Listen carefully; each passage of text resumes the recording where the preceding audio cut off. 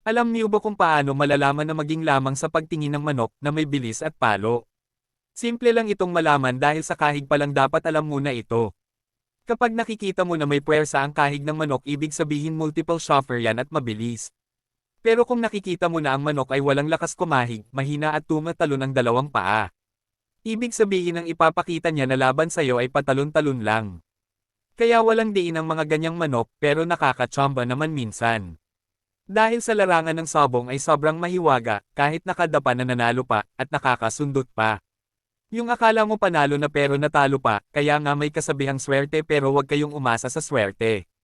Dapat kayo mismo ang lumapit sa swerte, at paano ko naman nasabi? Dahil kayo mismo ang maghahanda para sa kanila, mag-point ng maayos tamang conditioning at pagbibigay ng magandang training, at importante ang moisture ng katawan ng manok.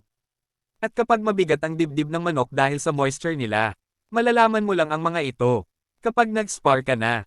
At kapag pasobsob ang pagbagsak ng manok ibig sabihin mabigat ang katawan nila, mabagal umiikot.